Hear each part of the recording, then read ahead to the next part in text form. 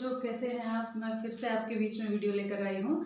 और अभी कल जो हम पढ़ रहे थे प्राकृतिक आपदाओं के बारे में, मैंने आपको बताया था पिछली वीडियो में, 2 हम बना चुके हैं। तो सबसे पहले आपको बताया कि प्राकृतिक आपदाएं क्या होती हैं, मानवकृत आपदाएं क्या होती हैं।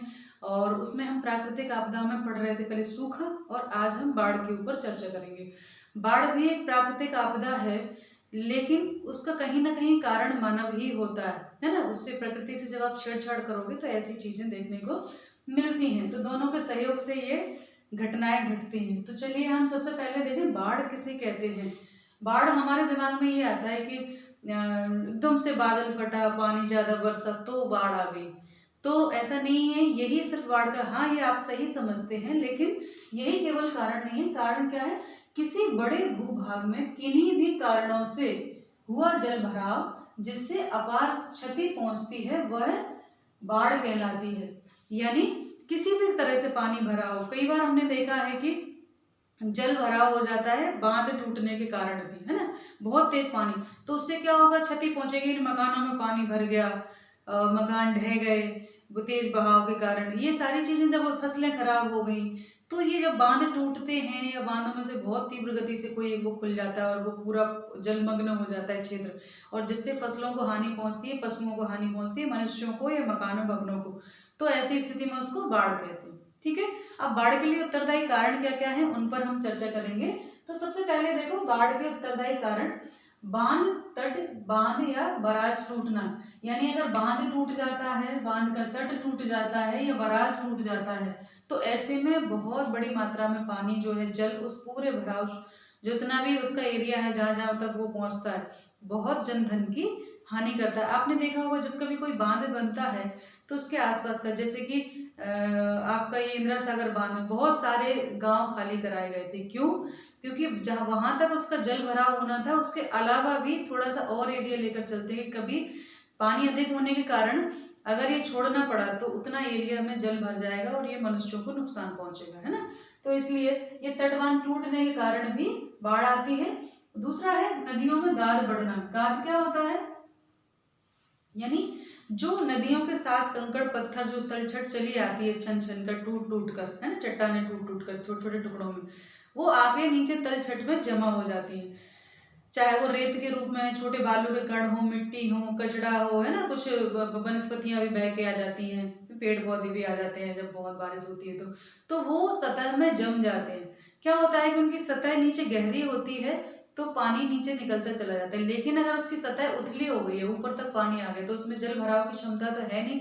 ऐसे में अगर बारिश तेज होती है तो वो नदियां अपने तटों को तोड़ देती हैं और पूरे उसमें जल भराव हो जाता है, बहुत दूर दूर तक वो पानी जाकर नुकसान पहुंचाता है। तो गाद भरने के कारण भी ये होता है।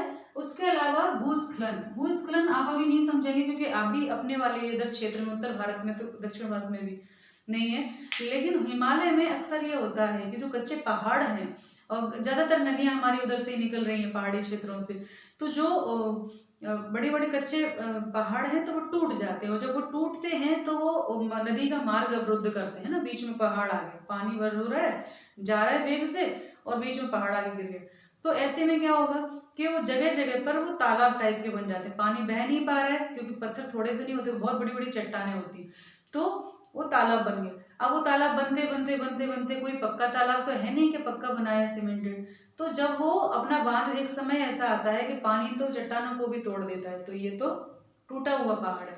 तो ऐसे में वो तेज बहाव जब होता है और वो जलाशय टूटता है तो भी बाढ़ का कारण बनता है। हिमालय क्षेत्र में अक्सर ये घटनाएं घटती रहती है ना।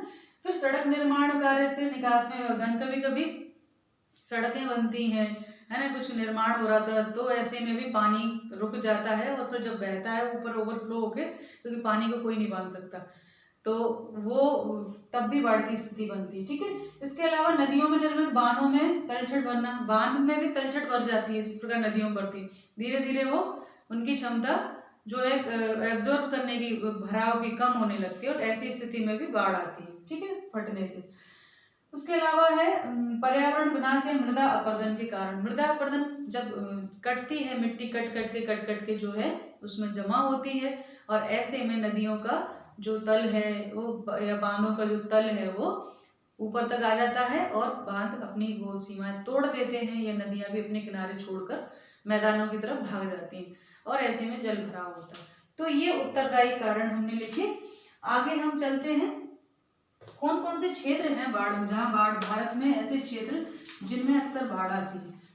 तो कुछ ऐसे क्षेत्र हैं जैसे कि बिहार में गंडक नदी के कारण आती है, ब्रह्मपुत्र को असम का शोक कहा जाता है, ब्रह्मपुत्र नदी, इसके कारण असम में अक्सर बाढ़ आती है ना। तो ये सारी चीजें घटती रहती हैं क्योंकि वो क्षेत्र ऐसा है, तो वहाँ अक्सर ये, इसीलिए वहाँ के जो निवासी होते हैं वो इस चीजों के लिए तैयार रहते हैं, प्रिपेयर रहते हैं। तो भारत में बाढ़ आपदा के क्षेत्र, अगला हम लिखेंगे, भारत में बाढ़ आपदा के क्षेत्र, यानी जहाँ बाढ़ें अक्सर आती हैं, बाढ़ आपदा क्षेत्र, बाढ़ आपदा क्षेत्र है ना, यहाँ अक्सर बाढ़ें आती रहती हैं। तो ये कौन कौन से हैं, ये है आपका पूर्वोत्तर भारत में, है ना, भारत के विशाल मैदान, तटीय क्षेत्र बाढ़ के दुष्प्रभाव को भोगते हैं, यानी जो समुद्र के किनारे जो बने हुए हैं, जैसे आपके उड़ीसा में अक्सर आती रहती है ना, तमिलनाडु में भी कभी तूफान आ गया, तो ऐसी स्थिति में बाढ़ बहुत दूर दूर तक वो लहरें जो है भर जाती हैं और नुकसान पहुंचाती हैं तेज गति से। लेकिन नदियों के कारण भी पूर्वोत्तर भारत में बाढ़ आती है, और वो है पूर्वोत्तर भारत में हम बात करें तो असम, मेघालय, असम, मेघालय, है ना, मेघालय, और उसके अलावा आप देखो उड़ीसा में भी आती है असम, मेघालय, अरुणाचल, त्रिपुरा, ये पूर्वोत्तर के हैं, है ना, अरुणाचल, त्रिपुरा, ठीक है, अरुणाचल, त्रिपुरा, और कौन से हैं, पश्चिम बंगाल, बिहार, उत्तर प्रदेश, पश्चिम बंगाल, पश्चिम बंगाल, है ना, और बिहार, मैंने बताया पश्चिम बंगाल में किसके कारण आती है, ओ बिहार में किसके कारण, गंडक नदी के कारण आती है, बिहार, ठीक है, और उसके अलावा कोसी नदी है, गंडक नदी है, ये बिहार में बाढ़, उत्तर प्रदेश, है ना, उत्तर प्रदेश, उड़ीसा, उड़ीसा में अक्सर आती रहती है, ठीक है। तो ये आदि बाढ़ प्रभावित क्षेत्र हैं। तो ये प्रश्न बन सकता है, बाढ़ प्रभावित क्षेत्र लिखिए भारत में, तो ये हम छोटा शॉर्ट में लिख सकते हैं, बाढ़ प्रभावित क्षेत्र हैं, ठीक है। अब हम देखते हैं आपदा के प्रभाव, बाढ़ आपदा के जो प्रभाव हैं वो क्या है, ठीक। तो प्रभाव में हम लिखेंगे सबसे पहले भौतिक प्रभाव, ठीक है, भौतिक प्रभाव। तो भौतिक प्रभाव क्या है, भौतिक प्रभाव में हम कहें कि जैसे मकान आदि ढह जाना, है ना, मकान आदि ढह जाना, मकान, बांध, है ना, सड़क, पुल पुलिया बह जाते हैं ना, आदि बह जाना, ये क्या है, भौतिक क्षति है, बह जाना, है ना।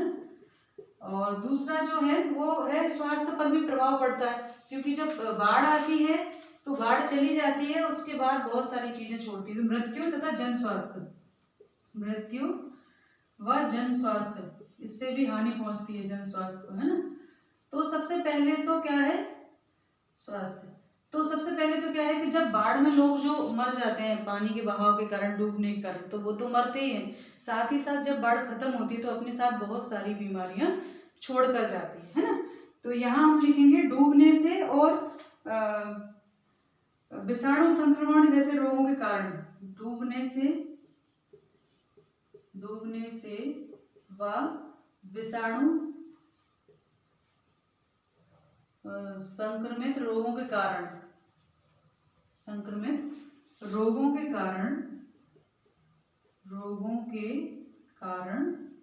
क्या होता है, स्वास्थ्य को हानि पहुंचती है, स्वास्थ्य को व जन धन को हानि पहुंचती है, जन को हानि पहुंचती है ना, पहुंचती है। तो ये हो गया। इसके अलावा और भी हमें ये मिटाना पड़ेगा, जलापूर्ति में व्यवधान। अब जलापूर्ति में जब बाढ़ का पानी आ जाता है तो पीने का पानी तो खराब हो जाता है ना, वो कुओं में, नदियों में उस समय जो पानी होता है वो संक्रमित होता है, खराब होता है, गंदा होता है, तो उसको आप पी नहीं सकते हो, ठीक है। तो जल आपूर्ति में व्यवधान। तीसरा है जल आपूर्ति में व्यवधान, जल आपूर्ति में व्यवधान। तो यहाँ हम कहेंगे पेयजल के दूषित होने से, या पेयजल दूषित हो जाता है, ठीक है, हो जाता है। और आप जानते हैं, आगे लिख लेंगे इसका। चौथा जो है वो है फसलें एवं खाद आपूर्ति। फसलें एवं खाद आपूर्ति, खाद आपूर्ति, इसको भी प्रभावित होता है, ये भी है ना आपूर्ति। कैसे? फसलें खराब होने के कारण, है ना, खाद्यान्न भी उपलब्ध नहीं होता है। बाढ़ में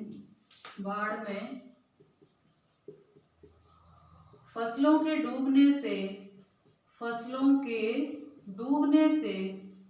है ना, डूबने से क्या होता है, खाद्यान्न की समस्या पैदा हो जाती है। स्वाभाविक है, जब अनाज पैदा ही नहीं होगा तो फिर आएगा कहाँ से? खाद्यान्न समस्या उत्पन्न हो जाती है, क्योंकि पूरा जो फसल है वो नष्ट हो जाती है, उत्पन्न हो जाती है, ठीक है।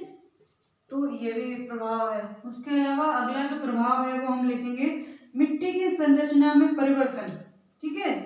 मिट्टी की संरचना में परिवर्तन, मिट्टी की क्या होता है, मिट्टी दूसरी आ जाती है ना, तो अभी जो उपजाऊ मिट्टी थी वो उसमें परिवर्तन हो जाएगा, मिट्टी की संरचना में परिवर्तन क्योंकि ये मिट्टी बहा के ले जाती है, संरचना में परिवर्तन।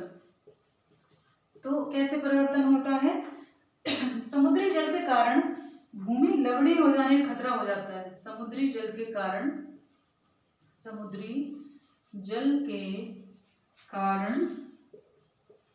भूमि लवणीयता होती है ना, लवणीय यानी खारी हो जाती है, नमक हो जाता है ज्यादा, तो बंजर हो जाती है, होने का खतरा उत्पन्न हो जाता है, ठीक है, उत्पन्न हो जाता है।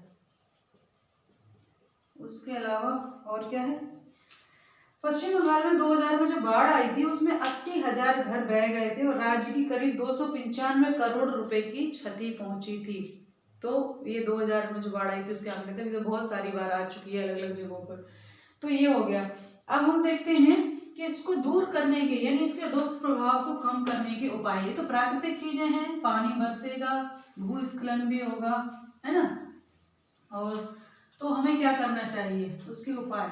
तो आपने देखा होगा जब बारिश होने वाली होती है, यानी जून में, मई लास्ट और जून अपने यहाँ तक है, जून जुलाई में प्रॉपर आती है, जून लास्ट में आती है, तो लगभग आपने देखा होगा जून के महीने में जो सिंचाई विभाग हैं या जो ऐसे उससे संबंधित हैं, है ना, बांध उनसे संबंधित जो क्षेत्र वाले लोग हैं वो बड़े, या हमारे जो नगर निगम वाले भी हैं वो भी बहुत सारे प्रयास करने लगते हैं, नाली वाली प्रॉपर बनाना, है ना, जहाँ जहाँ पानी रुकने का वो रहता है उस सबको साफ सफाई करवाना, जिससे कि पानी का अवरोध पैदा ना हो और बाढ़ जैसी स्थिति ना हो, ठीक है। तो ये सब पहले ही कर लेते हैं। तो हम देखें बाढ़ आपदा के दुष्प्रभाव को कम करने के उपाय, है ना, तो यहाँ हम देखेंगे दुष्प्रभाव कम करने के उपाय।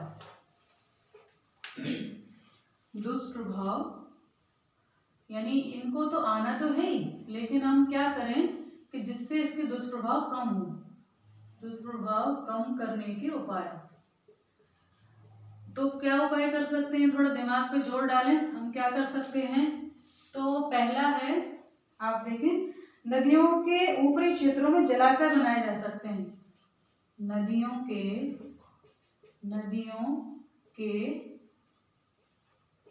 ऊपरी क्षेत्र में, ऊपरी यानी जो नदियां हैं उसके पहले ही, है ना, जिससे पानी वहां पर जमा हो जाए, एकदम से फ्लो में नहीं आए। ऊपरी क्षेत्र में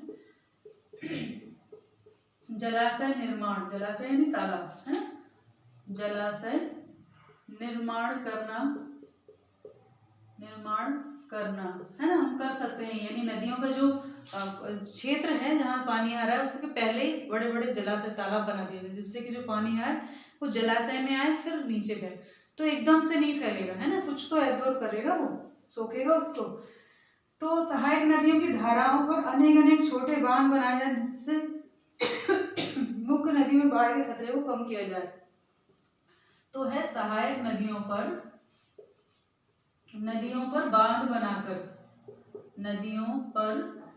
बांध बनाकर, है ना, बांध बनाकर। कैसे कि जब जो सहायक नदियां हैं, है ना, जो धाराएं आती हैं और बड़ी नदी में मुख्य धारा में मिलती हैं, तो उससे एकदम से पानी बढ़ जाता है।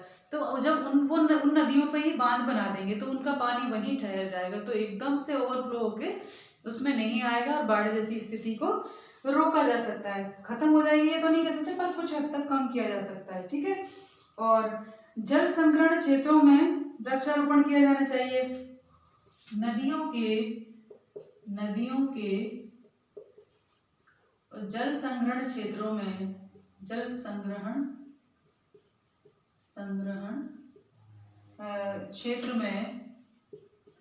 क्षेत्र में वृक्षारोपण, इससे क्या फायदा होगा?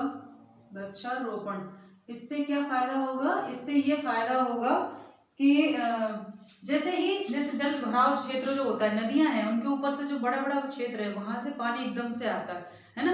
लेकिन अगर वहां वृक्ष लगे होंगे तो हम जानते हैं कि वृक्ष जो है पानी को सोखते हैं, उसको नीचे अपनी गहराई में जड़ों में ले जाते हैं। मिट्टी का कटाव नहीं होता वृक्षों के कारण, तो वो गाद नहीं भरेगी उसमें, है ना, पानी एकदम आएगा। वृक्षों के कारण मृदा जो है मजबूती से जकड़ी रहेगी और जल भराव के लिए वो गाद जो बन जाती है मिट्टी के द्वारा, तलछट के द्वारा जो चट्टानें कट के जाती हैं, बालू के कण जाते हैं, वो सब नहीं जाएंगे। ठीक है। तो वृक्षारोपण द्वारा, इसके द्वारा भी जो है बाढ़ को कुछ हद तक उसके दुष्प्रभाव को कम किया जा सकता है। ठीक है। उसके बीच जो है मैदानी क्षेत्रों में अनुपयुक्त भूमि में जल संग्रहण, अनुपयुक्त भूमि में जल संग्रहण, अनुपयुक्त भूमि में जल संग्रहण, है ना, भूमि में जल संग्रहण। तो ये सारे काम हम और भी कर सकते हैं जिसके कारण ये बाढ़ के प्रभाव को रोका जा सकता है। तो आज इतना ही। कल हम नई आपदा यानी कि आपदा नहीं, आपदा की जानकारी लेकर आपके पास आएंगे। तो ध्यान रखिए, पढ़ाई करते रहिए। नमस्ते सभी को, धन्यवाद।